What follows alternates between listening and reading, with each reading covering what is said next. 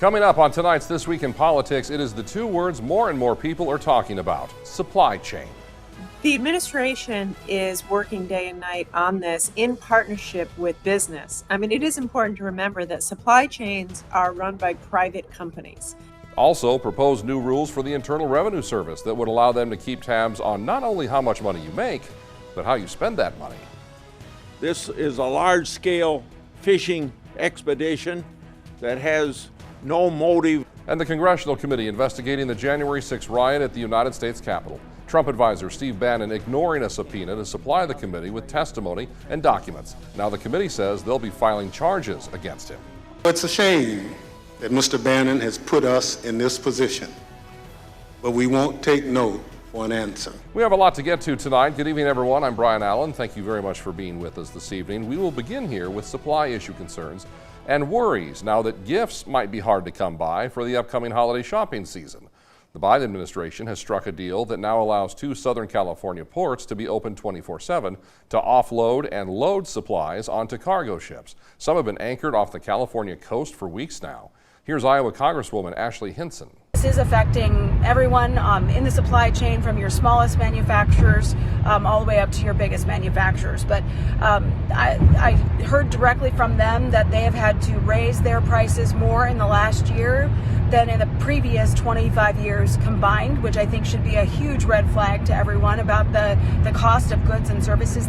While people are very quick to point fingers at the White House is pointing back a bit. This is Commerce Secretary Gina Raimondo saying people need to remember that most supply chains are under the control of private companies and not the government. Supply chains are run by private companies, private logistics companies, all private consumer goods companies. So fundamentally, they need to work through the logistical issues in their supply chain. What we are doing is working on the infrastructure. Another dollars and cents battle in Washington has to do directly with your dollars and cents and a proposal that would allow the IRS to keep a closer eye on bank accounts that have more than $600 in transactions a year. That would cover an overwhelming majority of Americans. Democrats backed the measure. Republicans say it is a big overreach. This is Iowa Senator Chuck Grassley. The middle class is going to be hurt as a result of this. It isn't going to be the billionaires. This is a large-scale fishing expedition that has no motive other than to make the private lives of individuals public to the IRS. There is word now that congressional Democrats are backing down from that idea. They say the measure was needed to better track those who might not be paying their fair share of taxes. Instead of $600 in transactions, the new number is $10,000.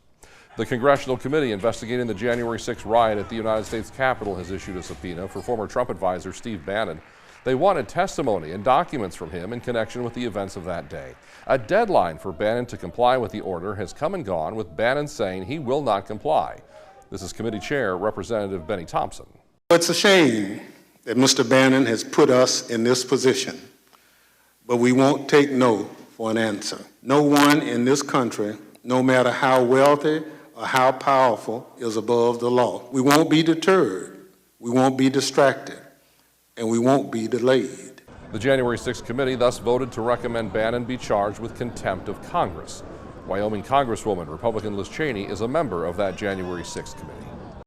In the words of many who participated in the January 6th attack, the violence that day was in direct response to President Trump's repeated claims from election night through January 6th that he had won the election.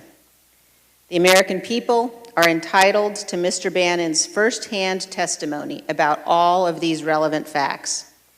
But as the chairman noted, Mr. Bannon is refusing to provide it. For its part, the White House says it supports the work of the January 6th committee, saying what happened that day can't just be ignored. Here's spokeswoman Jen Psaki.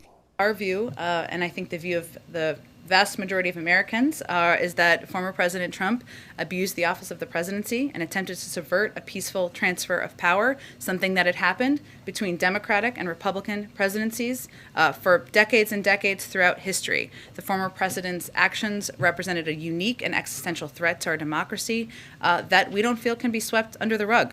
When This Week in Politics continues on KSFY, a new plan to get kids in Minnesota vaccinated for COVID-19 with some incentives included.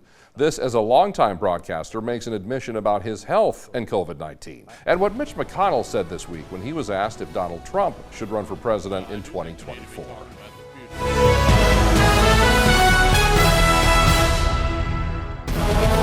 And welcome back to This Week in Politics here on KSFY. You may be young, perfectly healthy. It's just the sniffles. We get it. You're tough. And you spread it to someone who has an underlying health condition and it kills them. This is something we've been talking about for 18 months. It's time right now. I hear a lot of folks talk about personal responsibility. Let's show it. Minnesota Governor Tim Walz showing frustration there with the lack of action from younger Minnesotans when it comes to getting vaccinated against COVID-19. When it comes to kids and the COVID vaccine, the state is trying something new, offering incentives for kids 12 and up who get the shot. The state is offering $200 gift cards and a chance at 5 $100,000 scholarships for kids ages 12 through 17 who get a COVID vaccine. Kids who complete their vaccine series over the next 6 weeks will be eligible for the Visa gift cards. Those who have completed their vaccine series by mid-December are eligible for the scholarships. Those scholarships, by the way, will be good at any public or private nonprofit school in the state. Registration for all of that opens up November 9th. Back to the idea Governor Walz mentioned about getting vaccinated to protect those who may be immunocompromised. A surprising on-air announcement this week from CNN News anchor John King about the COVID-19 vaccine and his personal health situation. I'm going to share a secret I've never spoken before. I'm immunocompromised. I have multiple sclerosis.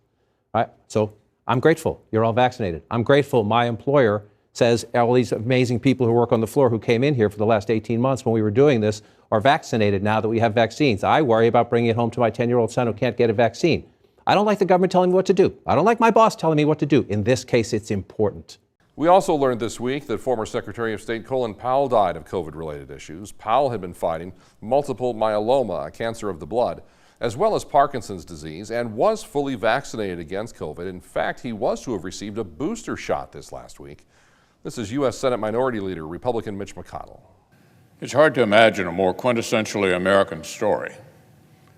A son of Jamaican immigrants who learned Yiddish from his boyhood neighbors in the Bronx becomes a four-star general in the United States Army and serves 4 presidential administrations, including as National Security Advisor, the youngest ever chairman of the Joint Chiefs of Staff, and the first black Secretary of State. Colin Powell was 84 years old.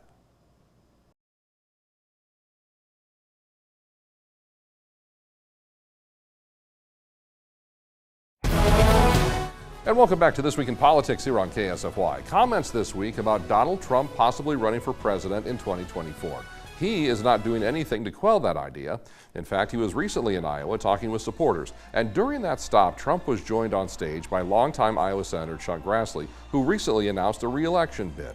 This week, Grassley was asked about the appearance, and in his answer, distanced himself a bit from Trump, saying that he was not there for the president himself, but for his crowd. I had an opportunity to be before 23,000 Iowans, and I wouldn't have had that opportunity if he hadn't brought that crowd together. Now, during that Iowa rally, the former president said the real insurrection didn't happen on January 6th at the United States Capitol, but at the ballot box last November, again asserting falsely that he won the 2020 presidential contest. Senator Grassley didn't correct Trump or speak out in any way against that assertion. So, sir, was the real insurrection in November or was the insurrection on January 6th? I'll take you back to my It's your chance to answer the question. Yeah, I'm answered. I take you back.